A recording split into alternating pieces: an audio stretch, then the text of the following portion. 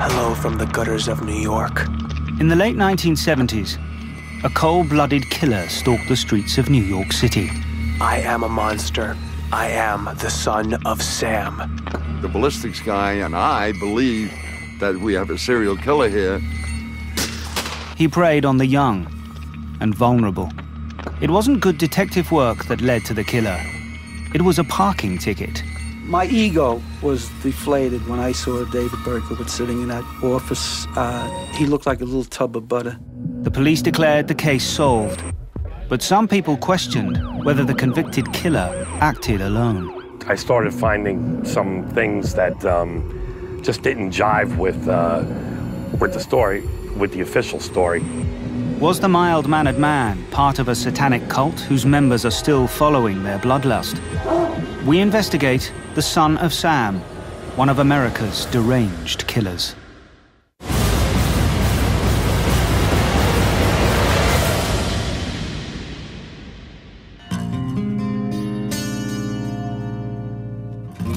In the autumn of 1976, 20-year-old Carl Denaro was living carefree in the Queens district of New York.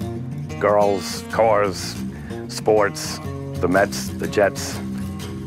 He was enjoying his final days at home before joining the U.S. Air Force. Tie up loose ends and, sow some wild oats before I went into the service. The last thing on Carl's mind was that anyone wanted to kill him. October the 23rd began as a typical Saturday. Got up around 11 or 12, took a shower, played some basketball. I guess around 6 o'clock, a friend of mine, Timmy, came and picked me up, and we went to the bar. The bar was full of people who'd come to wish Carl good luck and farewell. One of them was Rosemary Keenan. She was a lot of fun. She had big brown eyes. I remember that. We started fooling around. Next thing you know, we got into her car and drove to a darkened street in the neighborhood.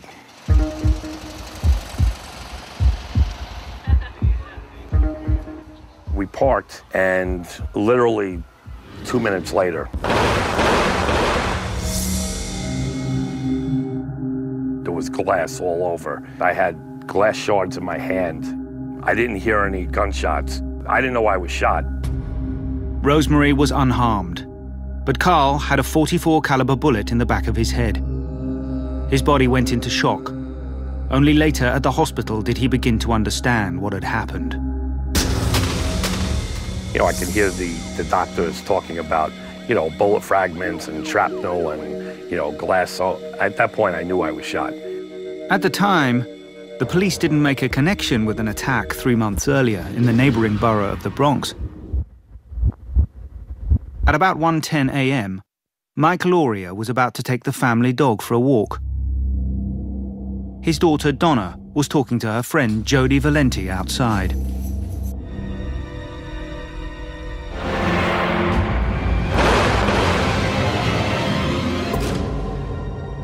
My wife comes screaming in the hall. It was shot. I ran down. By the time I got down, she was dead in the street. Donna Lauria died minutes after a bullet pierced her neck. She was just 18. Her friend Jody was wounded in the thigh. The chief suspect in that homicide, according to the Bronx homicide detectives, was her boyfriend, who was a low-level mafia numbers runner, and actually had a .44 caliber gun that he bought in Texas. He was suspect number one, and they worked him and worked him and worked him. 3 months later, police were looking for someone in the Flushing area of Queens who hated Carl Denaro enough to kill him. She was very nerve-wracking because I couldn't do anything. I was stuck in the house. I couldn't even go out to take a walk because the only thing separating the air and my brain was a flap of skin. I'd sit by the window and look out, and look out at the traffic, and he'd start getting nervous, so I'd back away from the window. 1 month after Carl was shot, 2 teenagers, Joanne Lamino and Donna DeMasi, were heading home from a movie. They chatted on the street outside Joanne's home.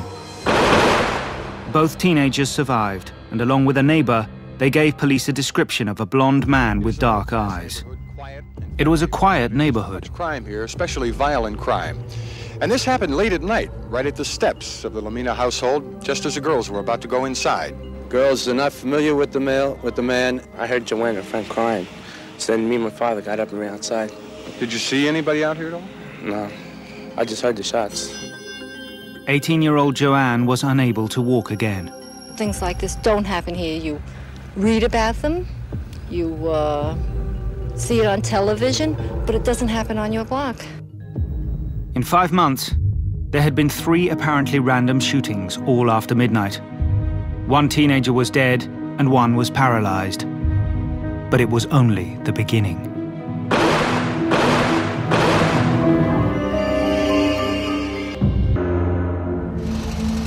In the second half of 1976, 3 pairs of teenagers had been shot in New York City. The only evidence that seemed to link the shootings, which had resulted in 1 death and a girl left paralyzed, was the caliber of the gun, a .44. January the 30th, 1977. Christine Freund and her boyfriend, whose name was John Deal, had been out that night and went to a movie. Afterwards, over wine, they talked about setting a wedding date and how many children they'd have. And after they were done there, they walked down the street towards the car that they came in, and they were sliding on the ice and fooling around like young lovers would do. Just after midnight, as they embraced in their car, their future was shattered. Lieutenant Richard Conlon was coming in for his night shift at the police station.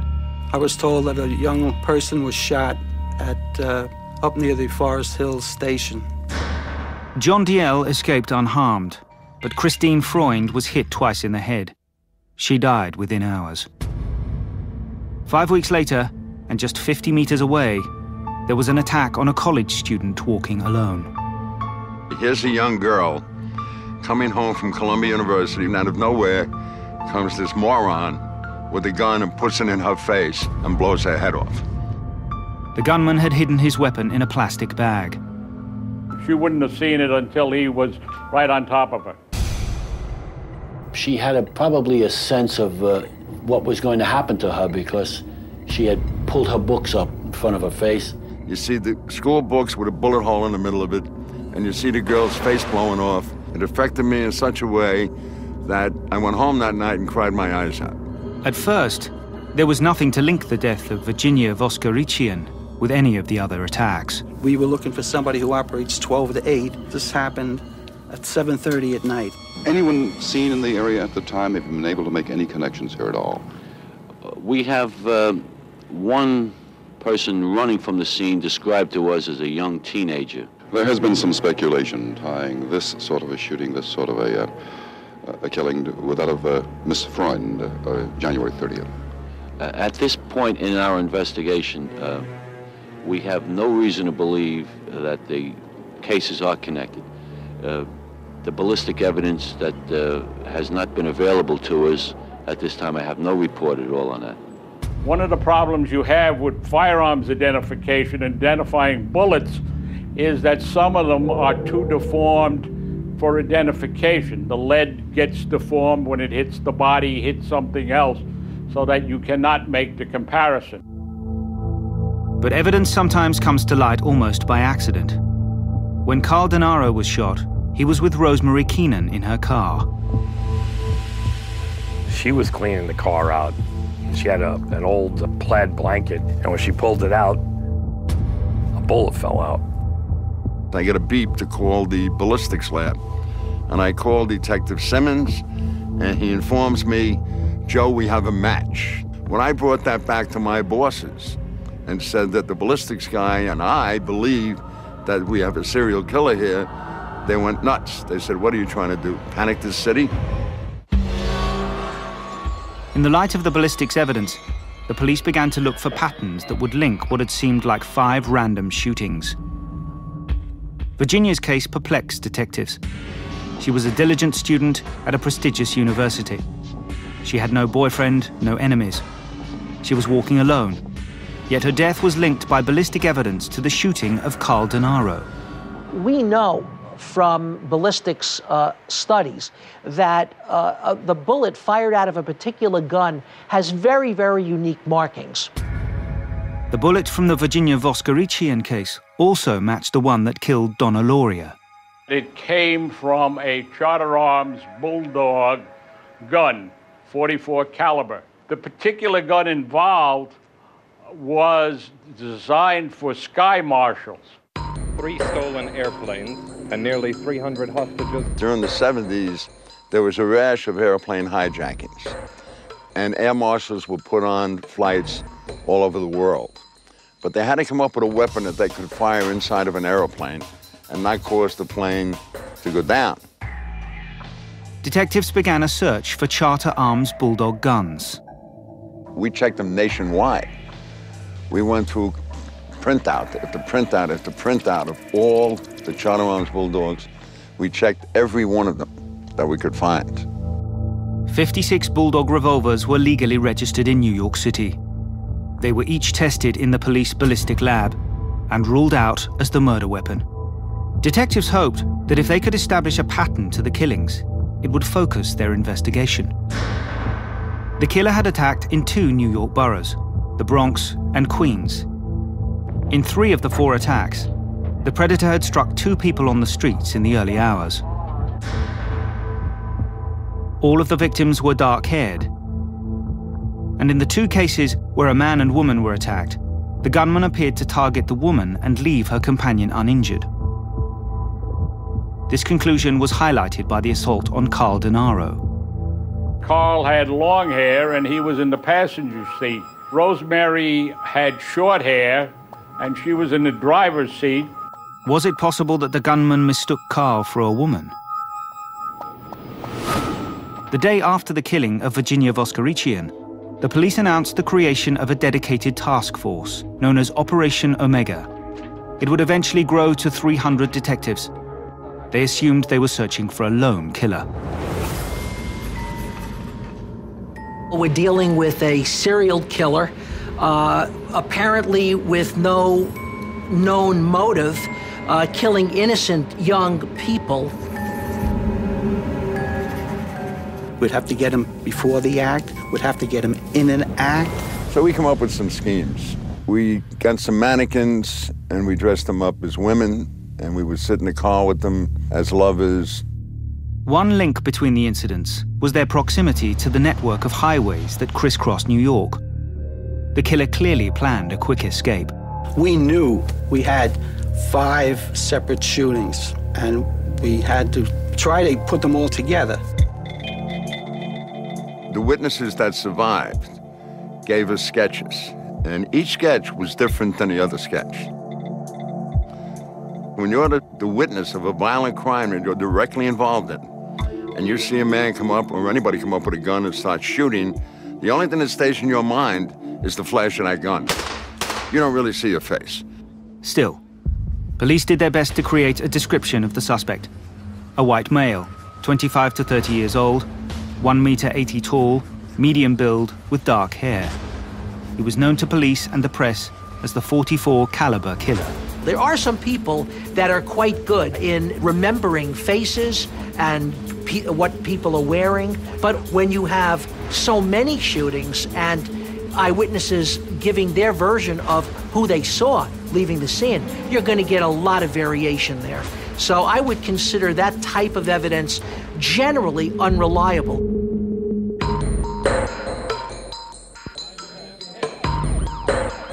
Police remained on high alert across the entire city. The killer laid low for more than a month. On April the 17th, Valentia Suriani and Alexander Esau spent the evening in Times Square sharing dinner and a movie. The couple returned home around 3 a.m. They lived in the Bronx, not far from where the first shooting had occurred the previous July.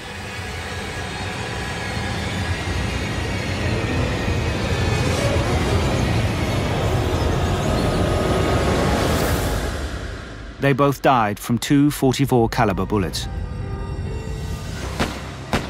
Although there were no eyewitnesses, the mystery gunman left a clue of his own. At the scene of the double homicide up in the Bronx, Suriani and Isu, he left a letter addressed to me. Motorcycle policemen had been the first to arrive at the scene. And they got there, and they're not familiar with homicide investigations. And they found the envelope with the letter in it. And of course, they all touched it, so we had to go through a whole process of elimination prints. And so, unfortunately, with too many people handling this document, latent prints could have become smudged or could have been ruined. But New York's forensic team went to work. So we had to print every uniform cop that was on the scene so we can eliminate their prints to get to the prints that were unknown, hopefully the perpetrator. After hours of painstaking analysis, forensic experts had the palm print of the killer and a chilling message from him. I am deeply hurt by your calling me a women hater. I am not, but I am a monster. I am the son of Sam. The .44 caliber killer had a new name, Son of Sam. Tension on the streets of New York rose with the summer temperatures. Oh, scared. People were scared to death. As each shooting happened, the terror in the city kind of was ramped up. We used to stay in front of my house and park, and kiss goodnight, but we can't do that no more. Just go right in. When I'm looking over my shoulder in the car, just, take no chances.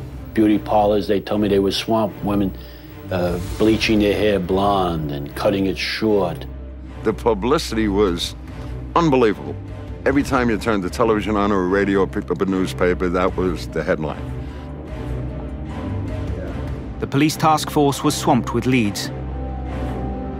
Up to 5,000 calls would come in every day. But we had all kinds of people coming in. If they didn't like a neighbor, they called his name in, and somebody investigated. People turned in by their girlfriends, their wives, or their parents as possible killers. We interviewed over 15,000 people. It was unbelievable.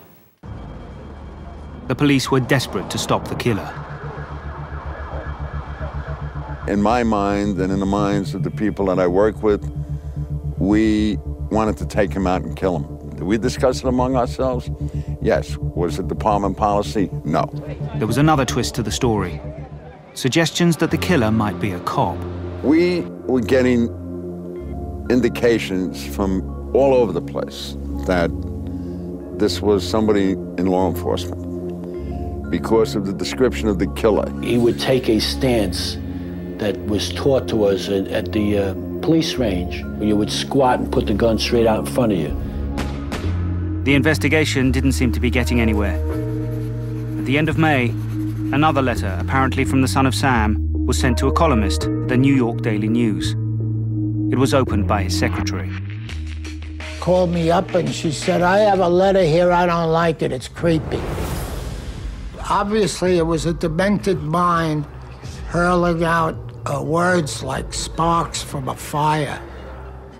And it wasn't rational writing at all. It came from the soul of schizophrenia. Hello from the gutters of New York, which are filled with dog manure, vomit, stale wine, urine, and blood. Hello from the sewers of New York, which swallow up the delicacies when they are washed away by the sweeper trucks. Perhaps we shall meet face to face someday. Or perhaps I will be blown away by cops with smoking 38s. He signed it Son of Sam.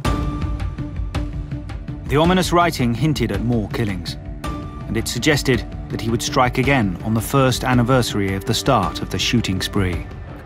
Tell me, Jim, what will you have for July 29th? You can forget about me if you like, because I don't care for publicity. However, you must not forget Donna Loria, and you cannot let the people forget her either. She was a very, very sweet girl. Portions of the letter indicated that the writer had first-hand knowledge of the crimes. After a week, the police allowed the newspaper to publish extracts. For Jimmy Breslin, the letter addressed to him emphasized the fear that was gripping the citizens of New York. With 2 recent murders close to his home, he worried about his wife and daughter. I had to move the family out for quite a while. So the house was empty, just me and the burglar alarm. Under the headline, "Give Up Now," he wrote, "The only way for the killer to leave this special torment is to give himself up to me." A month later, Judy Placido and her friend Sal Lupo were talking in their car outside a disco in Queens around 3 a.m. This son of Sam, the way he comes out of nowhere, it's so scary. You never know, where he'll hit next. There's nobody. Nobody's out tonight. They're scared. Yeah, but what are you supposed to do? Stay home forever? As Judy spoke, gunshots rang out.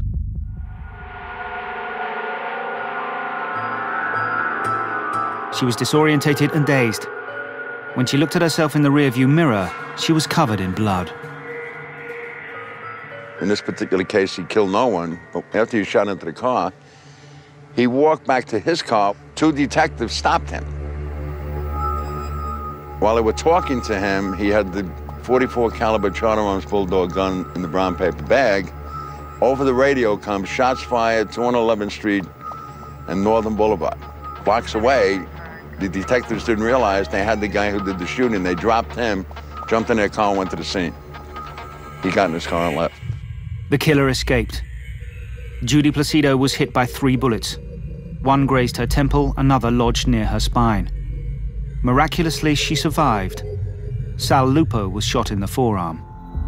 As the anniversary of the first attack approached, New Yorkers were more on edge than ever.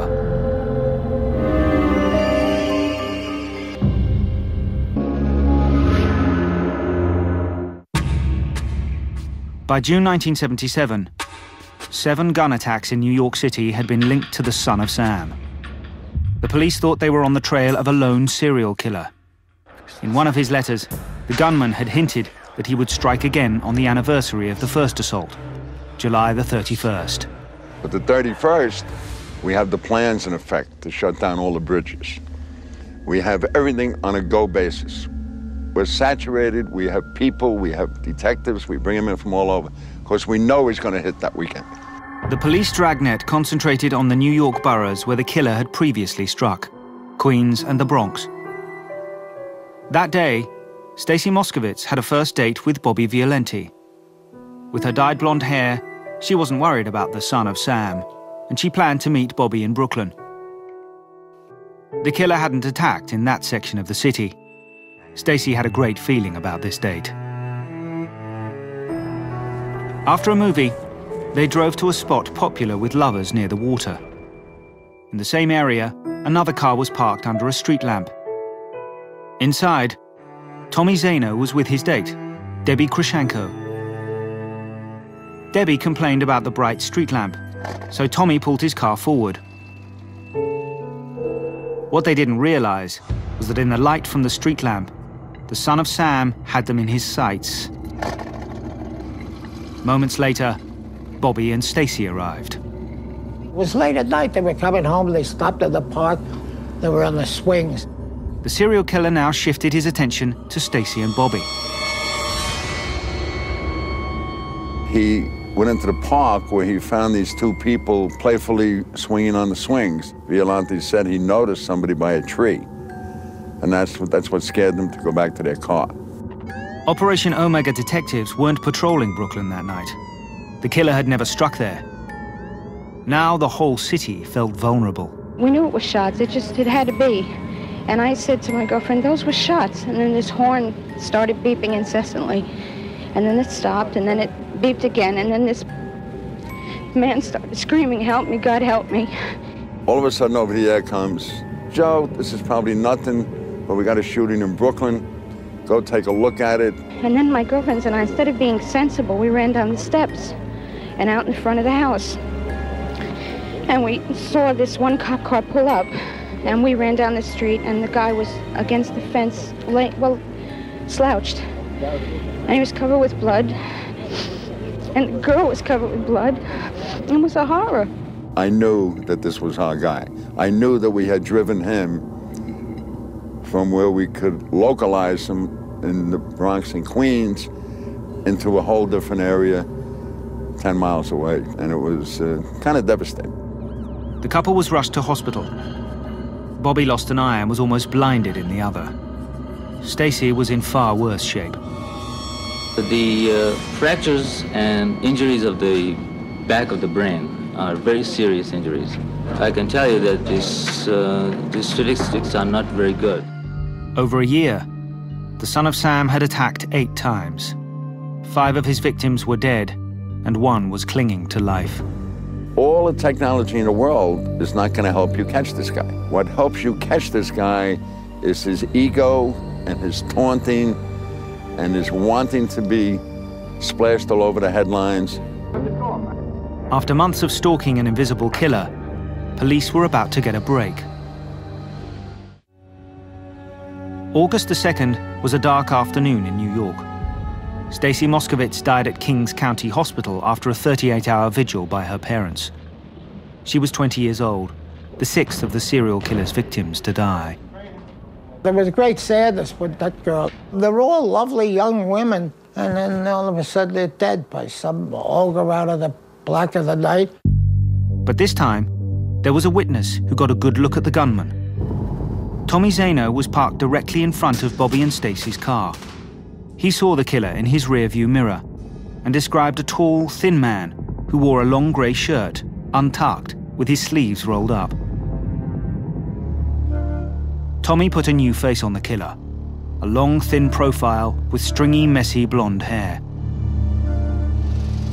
Several witnesses had seen a small yellow car driving away from the scene, but another witness reported a suspicious man near a saloon car. One woman told the detectives that a car had been given a parking ticket for parking next to a hydrant. Cecilia Davis was out that night walking her dog. I seen the police officer giving tickets out. She watched as the man hurried to his car. I seen him taking off the ticket. He was still watching the police officers giving the rest of the cars tickets, and he followed the police officer. The man Cecilia Davis saw was several hundred meters away from the crime scene at the time of the shooting. Still, police thought that the lead was worth following. We come up with a car that turned out to be a car from Yonkers, New York, David Berkowitz. There was no answer at Berkowitz's home, so they tried the Yonkers police. Police headquarters 82. I'm trying to contact a Mr. David Berkowitz. Is he at 35 Pine Street? Do you know him? This is the guy that I think is responsible. My father was down there Saturday. The Yonkers police operator was Wheat Carr. Her father, Sam, had recently made a complaint to the police. Sam Carr was in the 109 precinct talking to us about this neighbor who shot his dog, David Berkowitz. Berkowitz, she said, had also written threatening letters to her father. Not realizing that they had stumbled upon the killer, Brooklyn police dispatched only 2 detectives to David Berkowitz's home in Yonkers. They get up there, and they're sitting there watching the vehicle. They saw a duffel bag on the back seat with a gun barrel sticking out of it. And one of the detectives breaks into the car without a warrant and finds the machine gun in the back seat. A letter detailing plans to open fire at a discotheque on Long Island near New York City was found in the glove compartment. He comes out of the car, locks the car back up again, tells the detective sitting there he's going to get a search warrant from the Yonkers PD. Berkowitz comes walking out of his building, and the 2 detectives that were left there see him coming out and getting into this car, holding a brown paper bag. And he said, "Put your hands on the dashboard and don't move." Berkowitz turns to him and goes, "You got me." Filatico says, "Who do I have?" He says, "You got the son of Sam." And sitting in the car next to him in a brown paper bag was the .44 caliber weapon that killed and shot all these people. That was it. He didn't resist in any way, and he was philosophic about it. Chief Keenan, what resemblance did he bear to this latest sketch that you released? He looked more like the first sketch. We capture him on August 10th, 1977. For 1 week solid, any restaurant we went into, any bar we went into, we would get standing ovations, because they all knew us from the publicity. You couldn't buy a drink. You couldn't pay for your own meals. Girls were coming up and throwing their arms around you, kissing you. My wife didn't like that too much.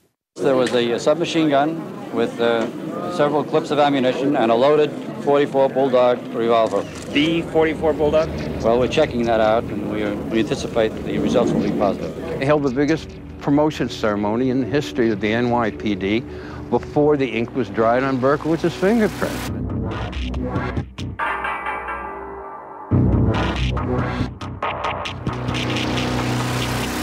It was about 2 o'clock in the morning, and I got a phone call from a reporter. I hear this guy saying they caught the son of Sam. And I just remember sitting on the side of my bed for about 2 hours, just 10 months of worrying and questioning, you know, why, who. It kind of all came together in that one phone call. For David Berkowitz, the questions were just beginning. My first question when I walked into the room, he was sitting there staring at me, smiling, and I just said, why? And he said, because I had the urge, and I had the urge to kill, and I had to do it. My ego was deflated when I saw David Berkowitz sitting in that office. He looked like a little tub of butter. And they come out holding their hands up. He talks about a 2,000-year-old dog. What can you do with him? It was just another lone, demented person running around shooting people with a gun, a serial killer. David Berkowitz was a 24-year-old postal worker. He lived by himself in Yonkers. The Sam in the Son of Sam letters referred to his neighbor, Sam Carr, the same Sam Carr who had gone to the police to report Berkowitz for shooting at his dog. Berkowitz told detectives that his neighbor's black Labrador was possessed by ancient demons, and the dog would beam out commands for him to kill and kill again. Tormented, he had tried to shoot the dog, but it was futile.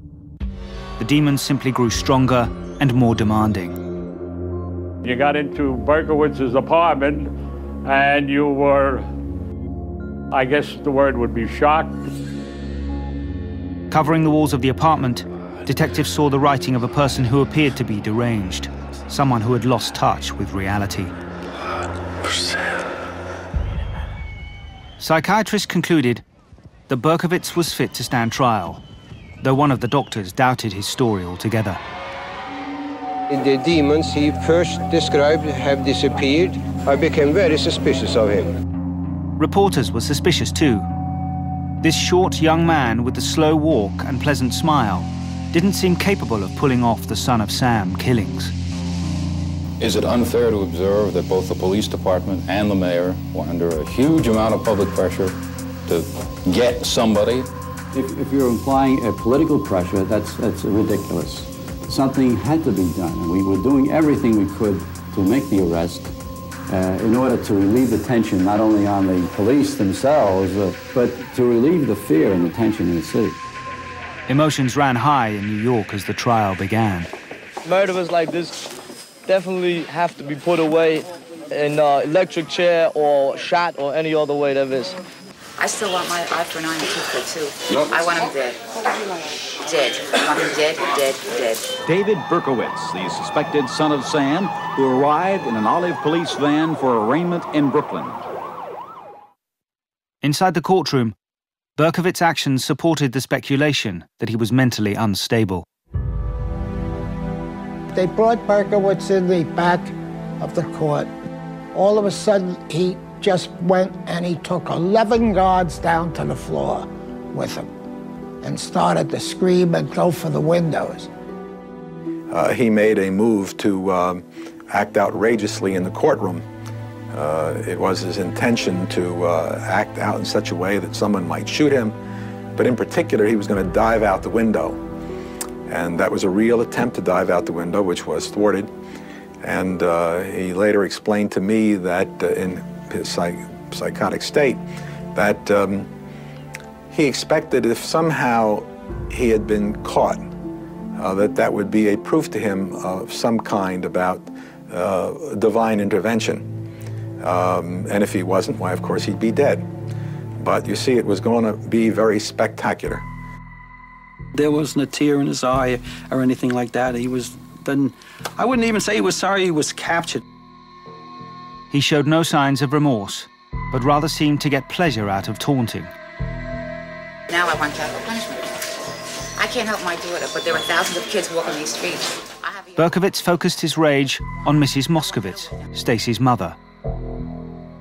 And he went into the courtroom saying, Stacy was a whore, like that. And she went crazy in the row screaming. The two of them in there yelling and screaming. The place was in an uproar. She just screamed and shrieked. She was uncontrollable. He, in his deepest insanity, controlled the room he was in. I felt like killing. I felt like scratching his eyes out. David Berkowitz pleaded guilty to all the charges against him. With his guilty plea, Berkowitz avoided the death penalty. The judge sentenced him to 6 consecutive life terms, 365 years in prison. The judge sentenced him and made sure writing on a sentence said that the guy should never be released. That was it. Bang, adjourned, take him away, and he's gone. But there were some people who were convinced that Berkowitz did not act alone. There is a cult involved in this. And that's why I say he's not alone. Eyewitnesses at the Stacy Moskowitz shooting scene described somebody with long hair, tall, lanky. I think we can all agree that Berkowitz is not tall and lanky. He never was and never will be. David Berkowitz is stocky, 1.70 meters tall and 80 kilos. He confessed that he was at the Moskowitz killing. It's just a question of who actually pulled the trigger. I don't think it was David Berkowitz. Cecilia Davis saw a man near her house that night, hundreds of meters from the murder scene. He came up towards me, and right here by that exit over there, or entrance, whatever you would call it, he looked me straight in my face. Her description matches David Berkowitz. He was wearing a denim jacket, blue jeans, and a polo shirt. So were there 2 gunmen at the Brooklyn shooting? Were others involved in the murder spree? These are questions that have dogged the Son of Sam case for more than 30 years. I started finding some things that just didn't jive with the story, with the official story. There is not one shred of evidence, none, that Berkowitz acted alone. But there's a room full of evidence, circumstantial, strong information that says he didn't. Investigative journalist Maury Terry has interviewed David Berkowitz in prison, where he learned about his membership in a satanic cult. There's this force that kind of seems to draw you into this, where, you're just taking one step at a time, and it's like, I guess, you're stuck in the tide, the tide carries you out, and before you know it, you're so far out from shore that it's hard to get back. With the police under extreme pressure to catch the serial killer, did they ignore evidence of a conspiracy once they arrested the Son of Sam?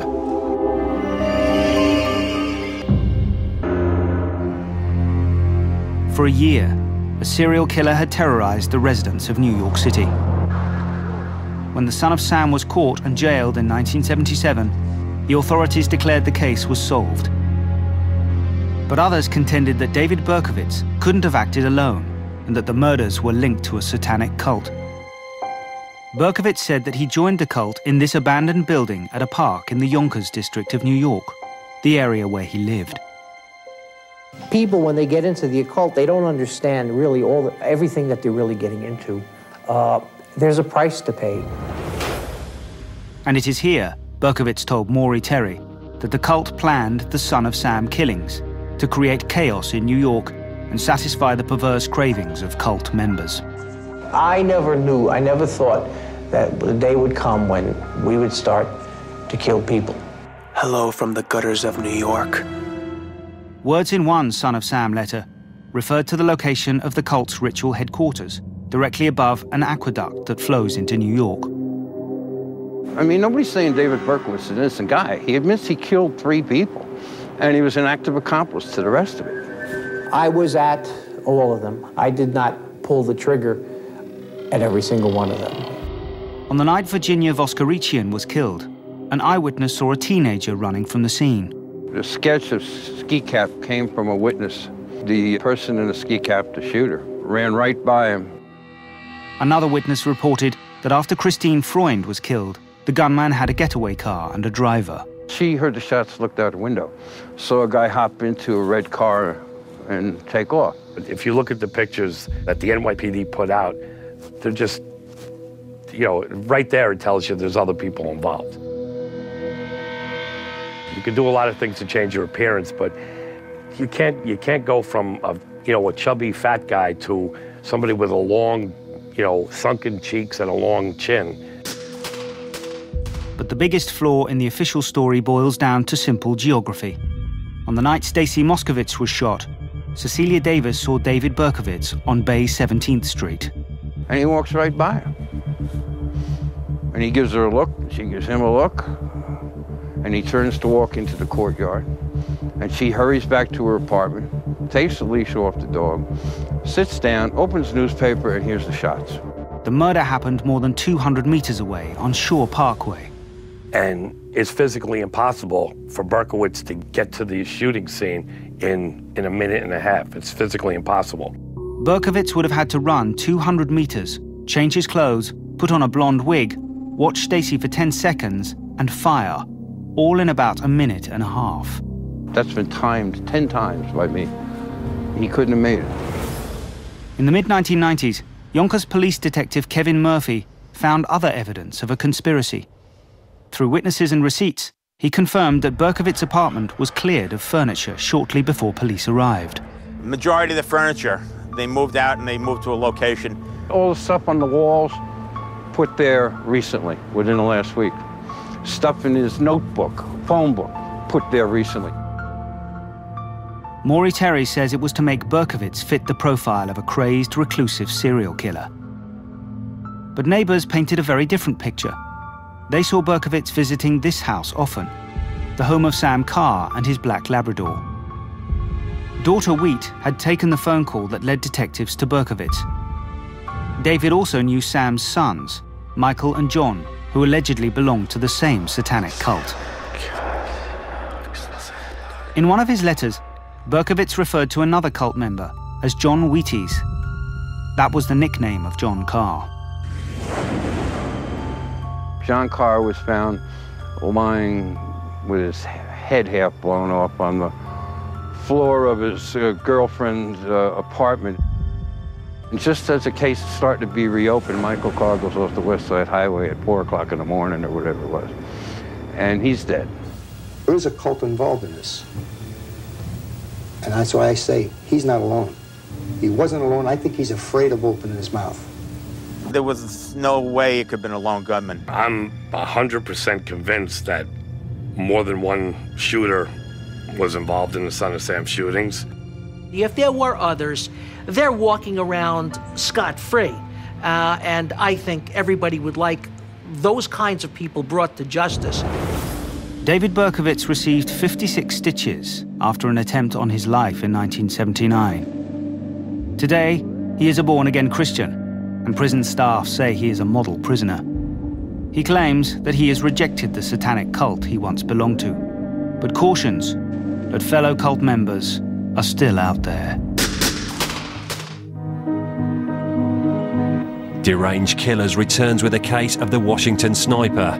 Follow that here next Friday night at 9. But Investigation Discovery continues in just a moment with a paranormal puzzle. Keep it here for a haunting.